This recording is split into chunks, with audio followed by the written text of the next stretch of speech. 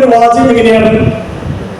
ആദ്യത്തെ ചായ ഞാൻ നിങ്ങൾക്ക് ഓഫർ ചെയ്തപ്പോൾ നിങ്ങൾ എനിക്കൊരു അപരിചിതനായിരുന്നു. രണ്ടാമത്തെ ചായ ഞാൻ നിങ്ങൾക്ക് ഓഫർ ചെയ്യുന്നുണ്ടെങ്കിൽ നിങ്ങൾ എന്റെ അടുത്തൊരു ഫ്രണ്ടാണ്. മൂന്നാമതും ഞാൻ നിങ്ങളെ ചായ കുടിക്കാൻ വിളിക്കുന്നുണ്ടെങ്കിൽ നിങ്ങൾക്ക് കൂടി മരിക്കാൻ വരെ ഞാൻ തയ്യാറാണ്. 3 cups of tea talks about relationships. Afghanistan എന്ന് കേൾക്കുമ്പോൾ ഇപ്പൊ ഈ പുസ്തകം എഴുതപ്പെട്ടത് 10-12 മുമ്പാണ്. നമ്മുടെ മനസ്സിൽ തീവ്രവാദവും ബോംബും അരക്ഷിതാവസ്ഥയും വരുമ്പോൾ സുന്ദരമായ ഒരു നാടാണ് അഫ്ഗാനിസ്ഥാൻ.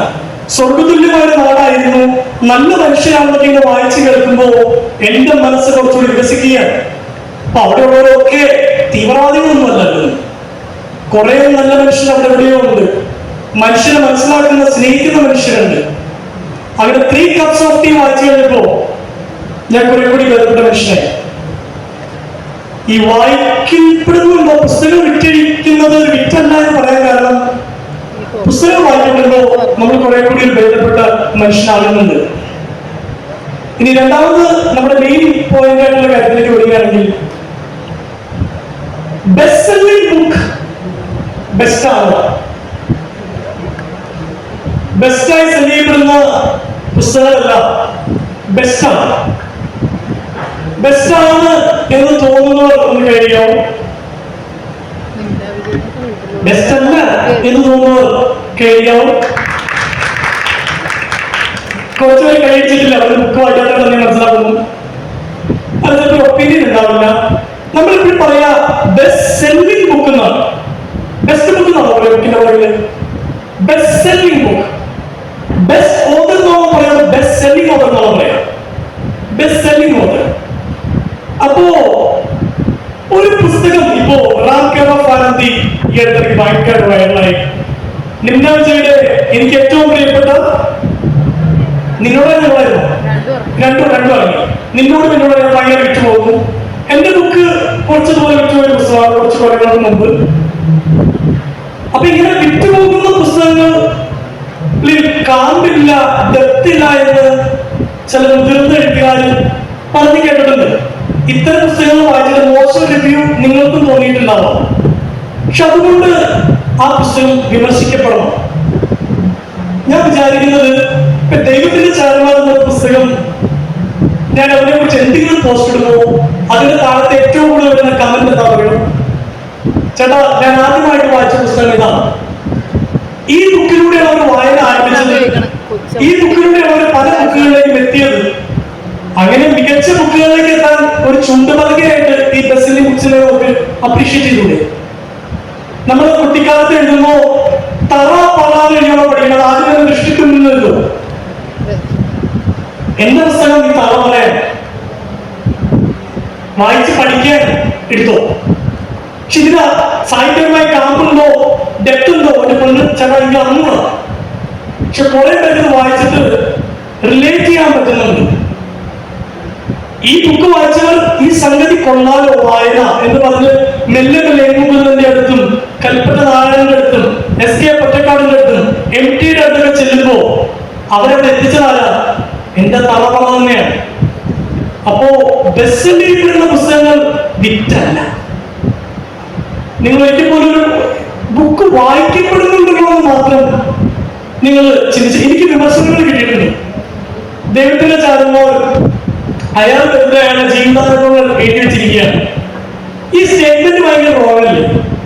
ഒരാൾ വെറുതെ അയാളുടെ ജീവിതാനുഭവം എഴുതി വെച്ചിരിക്കുന്നു. അങ്ങനെ ഈ ആത്മകഥനത്തിന് എന്തെഴുതും? ആത്മകഥയിൽ നമുക്ക് ലിയോണാർഡോ ഡികാപ്രിയോയെ കുറിച്ച് എഴുതാൻ പറ്റില്ലല്ലോ.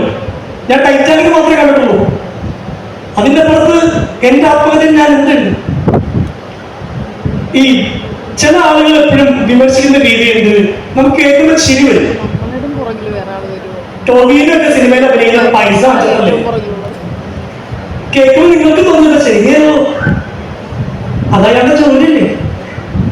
പക്ഷെ ഈ സ്റ്റേറ്റ്മെന്റ് നോക്കാം പെട്ടെന്ന് അവനൊക്കെ പൈസ വെച്ചിട്ടല്ലേ. ഞങ്ങളുടെ ടിക്കറ്റ് ഉണ്ടാവുന്ന സിനിമ വെറുതെ കിട്ടി അവരെ കുറിച്ച് പൊട്ടാക്കും. സ്റ്റേറ്റ്മെന്റുകൾ ക്യാൻ ബി റോങ്. ഒരു ഇപ്പോ സിനിമ ഇറങ്ങുമ്പോ നിങ്ങൾ സിൻസിയർ ആയിട്ട് ഉത്തരം. ഒരു പുതിയ സിനിമ ഇറങ്ങുമ്പോ പ്രശസ്തരായ ആളുകളുടെ കാണണോ കാണണോ എന്ന് തീരുമാനിക്കുന്ന പേരുണ്ട്. ഒന്ന്, സത്യസന്ധനായ ഒരു മനുഷ്യൻ. രണ്ട്, മൂന്ന്, ഒന്ന് ആഗ്രഹിക്കാമോ? ഇത് തെറ്റില്ലല്ലോ. ഓക്കെ, സിനിമ കാണുന്ന മുമ്പ് റിവ്യൂ കാണാറില്ല എന്നുള്ള ഉണ്ടാവോ? നിങ്ങൾ സ്വയം ഒരു കൈ വിട്ടോ? ഞാൻ വിചാരിക്കുന്നത് ഒരു സിനിമ കാണുമ്പോൾ നിങ്ങൾ ഒരിക്കലും റിവ്യൂ കണ്ട് പോകരുത്. ഇപ്പൊ റിവ്യൂ ആസ്വദിക്കുന്ന മനുഷ്യരാണ് കൂടുതൽ, അല്ലേ? സിനിമാസ്വാദനല്ല, റിവ്യൂ ആസ്വദിക്കുകയാണ്. പ്രശസ്തരായ റിവ്യൂ ചെയ്യുന്ന ആളുകളെ നിങ്ങൾക്ക് കാണാം.